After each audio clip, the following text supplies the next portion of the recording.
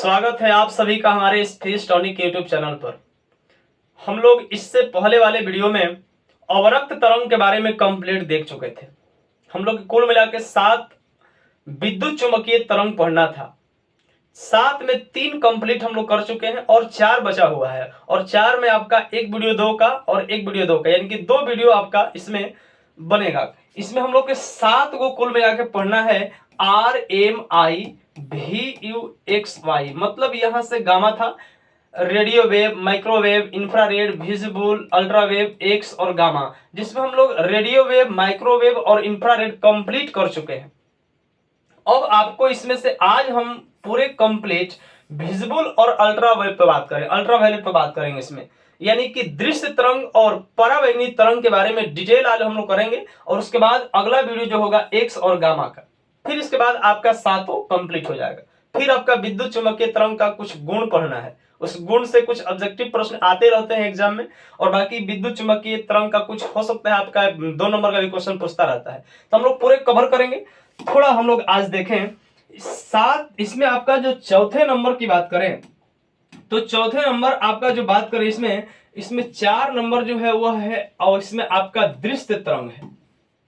दृश्य तरंग, अब सोचना है थोड़ा ध्यान से। आपको हम बताए थे पिछले वाले वीडियो में, बताए थे हल्का, उसमें हम बैकअप कर लेते हैं। उसमें आपको बताए थे कि सूर्य से 3 प्रकार की आती है लाइट, 3 प्रकार की लाइट होती हैं। एक आपको हम पढ़ा चुके थे अवरक्त, उसके बाद इसी में आपको बताए हम दृश्य, और एक और पराबैंगनी। थोड़ी आपको बातें समझनी है इसमें।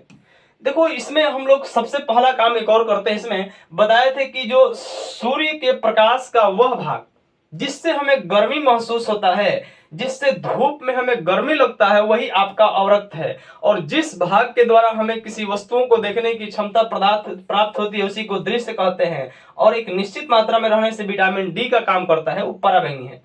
थोड़ी बात समझना है। सबसे पहली बात और इसमें समझना क्या है, आपको कुछ बातें आपको ध्यान रखना है कि दृश्य में हम इसमें से चल रहे थे, सबसे पहला इसमें खोज, फिर उसके बाद हम चलते थे इसमें आपका तरंगदैर्घ्य की बात किए थे। तरंगदैर्घ्य के बाद इससे हम बात करते हैं, आवृत्ति की बात करते हैं, उसके बाद आपको हम उत्पादन बताते थे, और लास्ट इसका उपयोग। यही इतनी बात हम लोग सभी में कॉमन देखें। देखिए, इसमें खोज की बात करें तो खोज करने वाले जो वैज्ञानिक हैं वो न्यूटन है। दृश्य तरंग की खोज करने वाले वैज्ञानिक का नाम न्यूटन है। फिर उसके बाद तरंगदैर्घ्य की बात करें तो इसका तरंगदैर्घ्य 4000 एंगस्ट्रॉम से 7500 एंगस्ट्रॉम होता है। और आवृत्ति की बात करें तो 10 के पावर 14 हर्ट्ज से लेके 10 के पावर 15 हर्ट्ज तक इसका आवृत्ति है, फ्रीक्वेंसी है। बाकी आपका वेवलेंथ ऊपर लिखा हुआ है। देखिए, उत्पादन हल्का इसमें समझने की जरूरत है, तीनों का थोड़ा और गौर करेंगे इसमें, आपको हल्का इसमें डिटेल करें, थोड़ा समझने की जरूरत है इसमें। उत्पादन आपको ध्यान क्या देना है कि तीनों जो है उत्पादन में, आपको तीनों की बात करें, अवरक्त कहें या इसी में आपका हम दृश्य कहें या इसी में आपका पराबैंगनी कहें, तीनों जो है आपको हम लिख सकते हैं क्या, एक आप लिख सकते हैं कि जो प्रकृति में है, नेचर में है, सूर्य के प्रकाश से तीनों आता है, तो ये तो नेचर की बात हो गया। लेकिन आर्टिफिशियल की अगर बात करें हम कि कैसे इसको उत्पादन किया जा सकता है, वो तो प्रकृति के है, सूर्य के प्रकाश के साथ तीनों लाइट हमारे धरती पर पहुंचती हैं। तो आपका हो गया कि प्रकृति में सूर्य के प्रकाश से ये तीनों तरंग निकलती है, तो ये नेचर की बात हो गया। लेकिन अगर हम कहें आर्टिफिशियल लाइफ में, मतलब हम लोग का जो दैनिक जीवन में कैसे इसको हम बना सकते हैं, थोड़ी समझना है, कैसे इसको कृत्रिम से उत्पादन किया जा सकता है। तो इसको कहता है क्या कि तीनों का तीनों आप लिख सकते हो। उसमें कहता है क्या कि अणु या परमाणु, अणु या परमाणु में, अणु या परमाणु के जो इलेक्ट्रॉन के उत्तेजना से, इलेक्ट्रॉन के उत्तेजना से, इलेक्ट्रॉन के उत्तेजना से होता क्या है, ये तीनों तरंग उत्पन्न होता है, चाहे अवरक्त हो, चाहे दृश्य हो, चाहे पराबैंगनी हो। आपको ज्यादा समझ नहीं आ रहा हो कि कहना क्या चाह रहे हैं। अणु या परमाणु के इलेक्ट्रॉन के उत्तेजना में, यानी कि अणु या परमाणु के इलेक्ट्रॉन के उत्तेजना से, इलेक्ट्रॉन जब एक्साइटेड फॉर्म में होते हैं तो ये तीनों तरंग उत्पन्न होते हैं। उत्तेजना क्या है, एक्साइटेड क्या है, जैसे आप किसी मतलब कोई चीज को जलाते हैं तो जलाने से होता क्या है, उसको ऊर्जा जब देते हैं तो इलेक्ट्रॉन को एक एनर्जी मिलता है। तो इलेक्ट्रॉन को जब एनर्जी मिलता है तो वह परमाणु के कक्षा के निम्न ऊर्जा कक्षा से उच्च ऊर्जा कक्षा में प्रवेश करता है, जिससे वह उत्तेजित हो जाता है। उत्तेजित मतलब एक्साइटेड फॉर्म में होता है। जैसे ही उसको ऊर्जा देंगे, गर्म करेंगे, तो उसमें हीट एनर्जी मिला, उष्मीय ऊर्जा मिला। तो जैसे ही उष्मीय ऊर्जा मिला, वह निम्न ऊर्जा कक्षा छोड़कर उच्च ऊर्जा कक्षा में प्रवेश करता है, मतलब उत्तेजित होता है। और उत्तेजित होने से, वो एक्साइटेड फॉर्म में आने से, एक्साइटेड स्टेट में आने से, उत्तेजित अवस्था में आने से ये तीनों तरंग उत्पन्न होता है। जैसे कोई वस्तु को जलाते हैं तो यही काम होता है। जैसे वेल्डिंग मारते हैं, तो देखिए यहाँ वेल्डिंग मारते हैं, वहां इस तरह का लाइट भी निकलेगा जो हमारे आंख उसको सहन नहीं कर सकता है। तो जो लाइट हमारे आंख जो है सहन नहीं कर सकता है, वही आपका इसमें आपका पराबैंगनी है। जो आंख सहन नहीं कर रहा, वो पराबैंगनी हो गया। फिर जो जिससे कुछ कुछ आपको दिखाई भी देता है, तो दृश्य हो गया। और वहां जो वेल्डिंग मारते हैं तो कुछ गर्म भी महसूस होता है, अवरक्त हो गया। और वो हीट एनर्जी दे रहे हैं, उष्मीय ऊर्जा दे रहे हैं, तो उसके अंदर जो परमाणु है, परमाणु के इलेक्ट्रॉन में उत्तेजना होता है, इलेक्ट्रॉन एक्साइटेड फॉर्म में आते हैं, तो तीनों तरंग उत्पन्न होते हैं। तो ये आपका हो गया आर्टिफिशियल के हम लोग ऐसे उत्पन्न कर सकते हैं। बाकी सूर्य के प्रकाश भी आप लिख सकते हैं इसको। तो इसको हम तो लिखवा देंगे बढ़िया से डिटेल से। आपका तीनों का उत्पादन, ये बात हो गया। कहीं भी वस्तु को गर्म करें तो इलेक्ट्रॉन एक्साइटेड फॉर्म में आएंगे, उत्तेजित अवस्था में आएंगे, तो तीनों तरंग उत्पन्न होंगे। जो गर्मी महसूस हो रहा है, अवरक्त है। जो आंखों को एक सहन नहीं हो पा रहा है, वही आपका जैसे वेल्डिंग मारते हैं तो आंख सहन नहीं कर पाता है, तो वो आपका पराबैंगनी है। कुछ कुछ भाग दिखाई दे रहा है तो दृश्य है। चलिए, अब ये तो बात हो गया आपका। हम देखें इसमें, इसका ये हो गया आपका उत्पादन की। लास्ट इसका उपयोग की बात करें हम लोग, लास्ट उपयोग की बात करें। उपयोग में देखो, सबसे पहला इसका जो दृश्य तरंग का उपयोग है, यह उपयोग इसको हम लोग करते क्या है कि जो भी आपका कह सकते हैं कि इसमें आपका जो यंत्र है, प्रकाशीय यंत्र है, जो ऑप्टिकल इंस्ट्रूमेंट है, प्रकाशीय यंत्र, जैसे हमारा आंख, मानव नेत्र भी एक प्रकाशीय यंत्र है। मानव नेत्र हो गया, इसी में आपका कह सकते हैं कि सूक्ष्मदर्शी की बात करें, इसी में आपका कह सकते हैं दूरबीन की बात करें। तो यह सब जो इंस्ट्रूमेंट है, मानव नेत्र, सूक्ष्मदर्शी, दूरबीन, बिना दृश्य तरंग के दिखाई नहीं देगा। जब तक दृश्य तरंग नहीं आएगा, हम किसी वस्तु को देख ही नहीं पाएंगे। इसका मतलब दृश्य तरंग की सहायता से ही मानव नेत्र काम करता है। बिना लाइट के आप किसी वस्तु को सूक्ष्मदर्शी से देख ही नहीं पाएंगे। जब तक लाइट रहेगा नहीं, उससे आप बिना उसके नहीं देख पाएंगे। मतलब दृश्य की सहायता से सूक्ष्मदर्शी में हम देखते हैं। बाकी दूरबीन, बिना लाइट के दूर की वस्तु को देखना है, तब बिना लाइट के दिखाई देगा नहीं।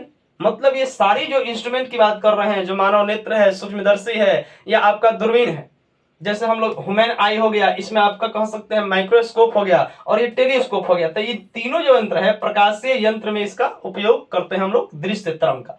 ये आपका कंप्लीट बात हुआ दृश्य तरंग का। आप इसका अगर लिखना चाहें तो आप इसको, हम एक जगह बनाकर इसको लिख दिए हैं, आप इसका एक स्क्रीनशॉट लीजिए। अब फिर हम लोग बस तुरंत बात करेंगे पराबैंगनी के बारे में। आप इसका एक स्क्रीनशॉट लीजिए, कोई बात लिखे हुए हैं, दृश्य तरंग विजुअल वेव। खोज किसने किया? तो न्यूटन।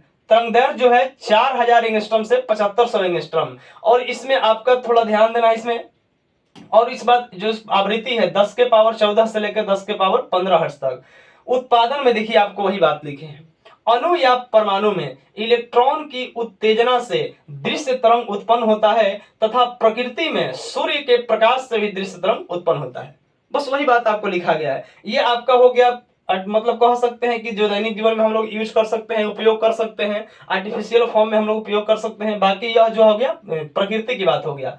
और उपयोग प्रकाशीय यंत्र जैसे मानव नेत्र, सूक्ष्मदर्शी, दूरबीन इत्यादि में दृश्य तरंग का प्रयोग होता है।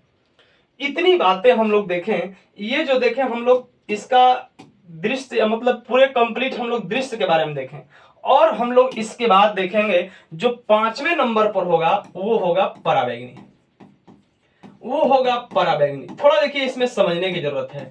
जो पराबैंगनी है उसको हम लोग अल्ट्रावायलेट कहते हैं, अल्ट्रावायलेट वेव। इसी को शॉर्ट में कहीं कहीं आपको यूवी लिखा रहेगा, यूवी को ही हम लोग अल्ट्रावायलेट कहते हैं। थोड़ी बात इसमें समझें। देखिए इसका जो खोज करने वाले वैज्ञानिक हैं, हम लोग 4-5 बात हम लोग देखते हैं इसमें। फिर बताया खोज चलेंगे, तरंगदैर्घ्य चलेंगे, इसी में आपका जो होगा आवृत्ति चलेंगे, और इसके बाद हम लोग उत्पादन की बात करते थे, एंड लास्ट इसका उपयोग। मोस्ट इंपॉर्टेंट इसका आपका खोज और उपयोग है। बाकी फ्रीक्वेंसी और वेवलेंथ और उत्पादन बहुत चांसेस कम रहता है पूछने का। आप खोज और उपयोग याद कीजिए, 1-2 नंबर इसमें ज्यादा नहीं पूछता है, निकल जाएगा। लेकिन फिर भी हम लोग को बात करना है तो कंप्लीट ही बात करना है। देखिए इसका खोज जो करने वाले हैं उनका वैज्ञानिक का नाम है रिटर। वैज्ञानिक का नाम है इसमें आपका रिटर। तरंगदैर्घ्य की बात करें तो इसका जो तरंगदैर्घ्य होता है 600 एंगस्ट्रॉम से 3600 एंगस्ट्रॉम तक इसका तरंगदैर्घ्य है। वेवलेंथ की बात करें तो 10 के पावर 15 हर्ट्ज से 10 के पावर 17 हर्ट्ज तक इसका वेवलेंथ है। अब बाकी जो वेवलेंथ फ्रीक्वेंसी है, बाकी उत्पादन आपका सेम वही, दृश्य तरंग, पराबैंगनी और औरक तीनों का उत्पादन या तो आर्टिफिशियल या नेचुरल, दोनों सब एक है आपका, तीनों का एक ही उत्पादन है। आप वही बात लिख सकते हैं, अणु या परमाणु में इलेक्ट्रॉन के उत्तेजना से पराबैंगनी तरंग उत्पन्न होता है और प्रकृति में सूर्य के प्रकाश से भी पराबैंगनी तरंग उत्पन्न होता है। इतनी बात आप नोट कर सकते हैं, वो तीनों के लिए था। उपयोग मोस्ट इंपोर्टेंट इसमें आपका उपयोग है। थोड़ी बात इसमें समझे, हम लोग थोड़ा हल्का समझेंगे इसमें उपयोग के बारे में, कहना क्या चाह रहे हैं। देखिए उपयोग हल्का ध्यान देने की जरूरत है इसमें आपको। उपयोग इसमें कई तरह से, इसमें उपयोग क्या होता है, खाद्य पदार्थों के परिरक्षण में, खाद्य पदार्थों के परिरक्षण, मतलब कई तरह से खाने वाली जो चीजें अधिक दिनों तक उसको सुरक्षित रखना है, तो इसके लिए होता क्या है, अल्ट्रावायलेट रे का यानी कि पराबैंगनी तरंग का यूज करते हैं। पराबैंगनी किरण इसको कह सकते हैं, हम लोग आगे देखेंगे कि किरण और तरंग आखिर क्यों कह रहे हैं। पराबैंगनी किरण भी कहीं कहीं कहा जा सकता है आपको, कोई दिक्कत की बात नहीं है, हम लोग देखेंगे आगे। खाद्य पदार्थों के परिरक्षण कह रहा है कि जो खाने वाली चीजें हैं उसको सुरक्षित रखने में इसका प्रयोग करते हैं। अब समझिए ना बात को, कि घर पे अगर आप चिप्स छानते हैं, आज छानिए और कल तक देखिएगा उसको, उसके ऊपर हल्का ऊपर कवक जैसा, फंगी जैसा उजला जम जाएगा, वो ज्यादा दिन सुरक्षित नहीं रहेगा। लेकिन यहां से 2 महीना पहले चिप्स में पैकेट भर के, उसमें कई तरह से कुरकुरा, उसमें चिप्स भर के 2 महीना पहले छनाया, और उसको भर के जब बेचेगा तो 2 महीने के बाद भी खाते हो तो कोई दिक्कत नहीं, एकदम स्वादिष्ट वही है, वही स्वाद लग रहा है। तो यही होता है, बस पैक करते समय जब पैक करता है तो उसके अंदर जो चिप्स हो गया, उसी में कई तरह से जो आपका कुरकुरे वगैरह हो गया, तो ऊपर से मशीन से अल्ट्रावायलेट रे गुजार दिया जाता है। जैसे ही अल्ट्रावायलेट रे गुजारता है, उसमें पराबैंगनी जब किरण गुजारता है तो अंदर के जो भी कीटाणु वगैरह हैं, जो भी सूक्ष्म जीव वगैरह हैं, सब मर जाते हैं। और जब मर जाते हैं, अब बाकी उसमें नाइट्रोजन गैस भर दिया गया है कि बाकी से रिएक्शन भी ना करे, खराब भी ना हो। तो इस तरह से तुम देखते हो कि यह जो है सुरक्षित रखने में, अगर नहीं गुजारेगा अल्ट्रावायलेट रे को तो बस 2-3 दिन में जैसे घरे खराब हो जाता था, वो भी खराब हो जाएगा। तो अल्ट्रावायलेट रे गुजारने का मतलब अंदर में जो भी सूक्ष्म जीव है सब मर जाएंगे, नष्ट हो जाएंगे। तो सबसे पहला इसका उपयोग खाद्य पदार्थों के परिरक्षण में, जो हम लोग चिप्स वगैरह, इसी का उपयोग जो कह सकते हैं अचार वगैरह जो है, जिम जेली जो होता है, इसमें आपका अचार को सुरक्षित रखने में किया जाता है। 3 महीना पहले अचार बना, आराम सुरक्षित है, कोई दिक्कत नहीं है। तो इस सब का उपयोग हम लोग अचार बनाने, मतलब कि अचार को सुरक्षित रखने में, खाद्य पदार्थों को सुरक्षित रखने में इसका यूज करते हैं। फिर इसका उपयोग क्या है, इसका उपयोग की बात करें तो यह पुराने दस्तावेज को पढ़ने में भी होता है। पुराने दस्तावेज, जो पुराना किताब है, या मान लीजिए कि कोई ऐसा भी हो सकता है कि कोई ऐसा राजा हो जो अपने जहां कुछ बनाया गया है स्मारक उसका, या मान लीजिए कि कोई ऐसा मंदिर बनाया गया, मस्जिद बनाया गया, उसमें कुछ अपना लिखवाया हो, और हजारों लाखों साल के बाद वो धीरे धीरे खत्म हो गया, मिट गया हो, हल्का हल्का दिखाई दे रहा है, बढ़िया से दिखाई नहीं दे रहा। तो इसके लिए अगर उस पर अल्ट्रावायलेट रे हम गुजारेंगे, पराबैंगनी किरण गुजारेंगे, तो उन अक्षरों को पढ़ने में सहायक होता है। इससे हम लोग पढ़ सकते हैं, इससे मतलब पराबैंगनी, मतलब तरंग से, पराबैंगनी किरण से अल्ट्रावायलेट को गुजार करके पुराने दस्तावेजों को पढ़ सकते हैं। अगर कोई पुराना किताब भी रहेगा, हजारों साल पुराना किताब है, अक्षर पहचान में नहीं आ रहा है, कोई दिक्कत नहीं, ऊपर से अल्ट्रावायलेट रे गुजारिए, अब बाकी आप उसको स्पष्ट देख पाएंगे कि क्या लिखा गया था, सब पता चल जाएगा। तो इस तरह से पुराने दस्तावेज को पढ़ने में भी इसका यूज होता है।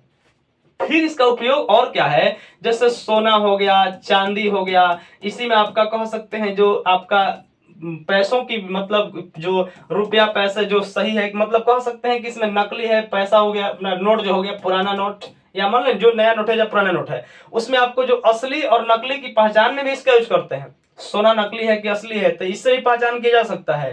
फिर चांदी से पहचान, चांदी को भी, और इसी में आपका नोट के भी पहचान कर सकते हैं कि असली है कि नकली है, इस अल्ट्रावायलेट रे से पहचान कर सकते हैं। एंड लास्ट इसका उपयोग एक और है, अंगुली छापन में, अंगुली निशान में भी कह सकते हैं। अंगुली निशान मतलब फिंगरप्रिंट की बात कर रहा है। अगर फिंगरप्रिंट मान लीजिए कि हम कहीं ऐसे रख दिए तो यहाँ फिंगरप्रिंट आ गया लेकिन हमें दिखाई नहीं दे रहा है, कुछ दिनों के बाद नष्ट हो गया, तो ऐसा मत सोचिए कि हमेशा परमानेंट खत्म हो गया। परमानेंट खत्म नहीं हुआ है। यहाँ तो जैसे कहीं आप दीवार पर हाथ रखते हैं तो आपको देखने से स्पष्ट नहीं होता है कि है कि नहीं है, पता नहीं उसमें फिंगरप्रिंट लगा कि नहीं लगा, खत्म हो गया कि बचा हुआ है। तो इसके लिए तो कई तरह से अब तो स्प्रे वगैरह आगे के स्प्रे मारे, ऊपर से हल्का सा एक प्लास्टिक एक चिमटी डाल के सटा के हटा लेते हैं उसमें, तो उसमें निकल जाता है। लेकिन अगर इससे भी ना निकले, स्प्रे करने से भी ना निकले, तो लास्ट उपाय यही पराबैंगनी तिरंग है। इसमें पराबैंगनी तरंग है, अल्ट्रावायलेट है। जैसे ही इसको उस पर गुजारेगा तो जो भी फिंगरप्रिंट आपका था हल्का हल्का स्पष्ट दिखने लगेगा और उससे आपको पता चलने लगेगा। तो इस तरह से अंगुली निशान में भी, फिंगरप्रिंट में भी इसका यूज होता है। तो हम लोग इसका कंप्लीट देखें थोड़ी बात, और इसमें हम लोग क्या करें, लास्ट हम लोग एक और बात समझने की जरूरत है, थोड़ी बात और समझे। इसमें पराबैंगनी किरण की बात करें। देखिए यह आपका पृथ्वी है। पृथ्वी के जो कुछ ऊंचाई की बात करें तो जो मतलब हवाओं के घनत्व के अनुसार एक जोन में बांट दिया गया है, अलग अलग क्षेत्र में बांट दिया गया है, मंडल में बांट दिया गया है। हम पीछे भी पढ़ा चुके थे कि यह क्षोभ मंडल है, जो पहला कुछ ऊंचाई पर क्षोभ मंडल है। उसके बाद जो है आपका यही समताप मंडल है। समताप मंडल के बाद आपका मध्य मंडल है, और मध्य मंडल के बाद आपका यही, इसी में आपको कह सकते हैं मध्य मंडल बहिर्मंडल है। इसमें आपको गैसों के घनत्व के अनुसार मंडल में बांट दिया गया है, जोन में बांट दिया गया है। और देखो यही आपको समझना है कि जो इसमें करता क्या है, जो पराबैंगनी किरण आता है सूर्य के प्रकाश के साथ, पराबैंगनी किरण धरती पर आता है तो होता क्या है कि पराबैंगनी किरण, भी ध्यान रखना है कि पराबैंगनी किरण अगर कह सकते हैं कि एक निश्चित मात्रा में है तो विटामिन डी का काम करेगा, लेकिन ज्यादा होगा तो फिर दिक्कत है। तो इसके लिए करते क्या है, होता क्या है कि प्रकृति में नेचर के देखिए बनावट कैसा है, यही आपका इसमें कह सकते हैं क्या कि समताप मंडल में ही, समताप मंडल में ही एक, जो समताप मंडल में ही एक गैसों का लेयर है, यही समताप मंडल में गैसों का एक लेयर है, उसी लेयर का नाम ओजोन है, उसी लेयर का नाम ओजोन है, जिसको हम लोग O3 भी कहते हैं। ये करता क्या है, ओजोन करता क्या है कि जो सूर्य से आने वाली पराबैंगनी किरण है, तो सूर्य से आने वाली पराबैंगनी किरणों को जितना चाहिए धरती पर भेजेगा, और बाकी उसको रिफ्लेक्ट कर देता है कि ज्यादा नहीं है, ज्यादा आएगा तो चमड़ा का कैंसर करेगा, बहुत दिक्कत हो जाएगा फिर। तो इस तरह से बाकी को रिफ्लेक्ट करता है। तो यह ओजोन परत, पहले तो आपको क्वेश्चन दे जाएगा कि ओजोन परत कहां होता है, तो समताप मंडल में। और ओजोन का फॉर्मूला क्या हो गया, तो O3। और धीरे धीरे आप लोग ऐसा सुने होंगे कि ओजोन परत में छिद्र हो गया। तो ऐसा थोड़े है कि कोई लाठी लेके इसे फोड़ दिया तो छिद्र हो गया, ऐसा नहीं है कि छिद्र होने का मेन मतलब इसमें क्या है कि ओजोन परत वहां से देखिए O2 और O, ऑक्सीजन और O2 आपस में मिलकर O3 बना रहे हैं, और धीरे धीरे वायुमंडल के प्रदूषण होने से O3 फिर टूट के वापस O2 और O में भी बन रहा है। तो यहाँ बन रहा है और ये टूट रहा है, मतलब कह सकते हैं बन रहा है, बिगड़ रहा है। धीरे धीरे प्रदूषण होने से हो क्या रहा है, ज्यादा प्रदूषण होने से बनने की प्रक्रिया कम है और टूटने की प्रक्रिया ही ज्यादा है। अगर टूटने की प्रक्रिया बनने से ज्यादा हो जाएगा तो इस फॉर्म में यही लेयर कमजोर होने लगता है, और जब लेयर कमजोर होता है तो वह जो इसकी जो क्षमता है कि छान छान के बस बढ़िया वाला नीचे जितना चाहिए नीचे, बाकी को ऊपर ही, तो यह इसका क्षमता कम हो जाता है, कारण ज्यादा टूटने लगा तो लेयर ही कमजोर हो जाएगा, और जब लेयर कमजोर होगा तो अधिक पराबैंगनी तरंग नीचे आएगा, अल्ट्रावायलेट नीचे आएगा, और जब नीचे आएगा तो बस हानिकारक करेगा हम लोग के लिए। तो यही कहता है कि यहाँ बनने की प्रक्रिया बिगड़ने से कम हो गया है, मतलब बनने की प्रक्रिया टूटने से कम हो गया है, टूटना ही ज्यादा है। जैसे दैनिक जीवन में आप लोग कमाए कम और खर्चे खूब करें तो स्थिति होगा कि धीरे धीरे कर्जा में जाएंगे, कमाना कम और खर्चा खूब तो कर्जे में जाएंगे, वही आप माइनस में जाएगा। वही बात इधर है, बन रहा है कम और टूटी रहा ज्यादा, तो इस स्थिति में लेयर कमजोर होते चला जाता है, और कहते हैं कि लेयर कमजोर हो गया तो होल हो गया, और होल को ही हम लोग कहते हैं कि ओजोन परत में छिद्र हो गया, और छिद्र होने से पराबैंगनी जो जितना आना चाहिए उससे ज्यादा धरती पर आएगा, तो हमारे लिए वो आपको हानिकारक है। इससे देखो होता क्या है, पराबैंगनी जो किरण है यही जो इसमें कह सकते हैं क्या कि जो ओजोन परत ज्यादा हानिकारक जो होता है, आखिर लेयर कमजोर क्यों हो रहा है, तो एक गैस है जिसका नाम है CFC। CFC क्लोरोफ्लोरोकार्बन की से होता क्या है, यही लेयर धीरे धीरे कमजोर होता है, बिगड़ने ज्यादा लगता है, टूटता मतलब कि बनता कम है। टूटता ज्यादा है, और CFC को क्लोरोफ्लोरोकार्बन कहते हैं। और CFC जो है ज्यादा आजकल जो फ्रिज यूज हो रहा है, फ्रिज हो गया, इसी में आपका जो AC यूज कर रहे हैं, तब AC फ्रिज इन सब से ज्यादा CFC निकलता है। इसलिए सरकार आजकल हो क्या रहा है कि जो भी CFC जो मतलब जो भी AC कंपनी है, चाहे जो भी फ्रिज कंपनी है, वो ऐसा AC या फ्रिज बनाए जो यह जो गैस निकलता है, ये गैस निकलना नहीं चाहिए, कम निकलना चाहिए। इस तरह से आपको डिजाइन करना होगा। कई कंपनी को यहां तक कि बताया गया है, बोला गया है कि आप ऐसा AC फ्रिज बनाइए जो CFC रहित होना चाहिए, CFC नहीं निकलना चाहिए, निकलेगा तो फिर वो कंपनी को बैन कर दिया जाएगा। तो इस तरह से धीरे धीरे इसको कम किया जा रहा है कि प्रदूषण जहां कम होगा। आप बीच में ऐसा देखे होंगे कभी कि ऑस्ट्रेलियन प्लेयर को आप देखते होंगे कभी कभी कि ऑस्ट्रेलियन प्लेयर करते क्या है कि यहाँ पर कभी चुना जैसा रंग लेंगे मुंह में, चाहे ओठ को भी रंग लेते हैं चुना के से। होता क्या है कि उस समय ज्यादा केस आ गया था ऑस्ट्रेलिया में, अगर हुआ गया था कि उस समय ज्यादा केस आ गया था चमड़े का कैंसर का, चमड़े का कैंसर का ज्यादा केस आया था। जब पता किया गया कि आखिर चमड़े का कैंसर का केस क्यों आ रहा है, तो देखा गया कि वहां के वायुमंडल में जो कह सकते हैं कि ऊपर जो लेयर है कमजोर पड़ गया है, जो ओजोन परत है कमजोर पड़ गया है, जिसके कारण पराबैंगनी किरण नीचे ज्यादा आ रही हैं और इससे चमड़ा का कैंसर बढ़ा था। तो यह आपको ध्यान रखना है कि इतनी बातें हम पराबैंगनी किरण के बारे में देखें। ये देखिए बात समझिए, पराबैंगनी किरण अगर धरती पर ज्यादा आएगा तो बस वही होगा कि दिन भर सोइए और रात भर पढ़िए, यही ना होगा। भर दिन क्लास ऑफ रहेगा, रात बजे से सो रहे हैं, दिन भर सोइए, सुबह 6 बजे से सोइए तो रात शाम 5-6 बजे तक सोइए रहिए, बाहर नहीं निकलना है। अब फिर 6 बजे से जग जाइए, 7 बजे से क्लास शुरू हो जाएगा। जैसे सुबह 7 बजे क्लास शुरू होता है, शाम 7 बजे क्लास, सुबह 7 बजे, सुबह 5 बजे तक, 5 बजे के बाद सब क्लास ऑफ, सब लोग अपने घर में रहेंगे। अगर ऐसा होगा तब, अगर मान लीजिए कि लेयर बहुत कमजोर हो गया, धरती पर बहुत ज्यादा आ रहा है पराबैंगनी, तो यही होगा फिर। लेकिन हम लोग इससे बचाने के लिए प्रदूषण रहित रहना चाहिए, ज्यादा प्रदूषण ना करें, इससे प्रदूषण से ही लेयर धीरे धीरे कमजोर होता है। चलिए बाकी हम लोग इसमें हम लोग देखें कंप्लीट, इसका थोड़ा देख लीजिए आप लोग। एक और इसमें आपका है पराबैंगनी के बारे में, आप इसको नोट कर लीजिए, जो इसमें हम लोग इसको आप स्क्रीनशॉट ले लीजिए। बस वही बात लिखे हैं, पराबैंगनी तरंग रिटर खोज किए थे 600 एंगस्ट्रॉम से 3600 एंगस्ट्रॉम, 15 से आपका 17 है, वही बात आपका उत्पादन पिछले वाले में है। उपयोग खाद्य पदार्थों के परीक्षण में, पुराने दस्तावेज को पढ़ने में, सोना चांदी रुपयों की असलियत जानने में, इसमें आपका हो गया अंगुली निशान यानी कि फिंगरप्रिंट में। फिर उसके बाद आपका एक और है जो अभी कुछ बताएं कि कम मात्रा में पराबैंगनी तरंग शरीर में विटामिन डी का काम करता है, परंतु अधिक मात्रा त्वचा कैंसर का कारण बनता है। फिर इसमें लास्ट आपका है सूर्य से निकलने वाली पराबैंगनी तरंग O3 परावर्तित करती हैं, यही आपका ओजोन है। ओजोन परत समताप मंडल में पाया जाता है। कुछ स्टार पॉइंट जो बताए तो उसी बात को लिखे हुए हैं। ओजोन परत CFC क्लोरोफ्लोरोकार्बन से अधिक नुकसान होता है, जो सबसे अधिक फ्रिज AC से उत्सर्जित होता है। तो चलिए इतनी बात आप इसको नोट कर लीजिएगा। अब हम लोग इसके बाद एक और लास्ट एक वीडियो बचेगा जिसमें एक्स और गामा का कंप्लीट हम लोग अध्ययन करेंगे। तो मिलते हैं नेक्स्ट वीडियो में। Best of luck, thank you, धन्यवाद।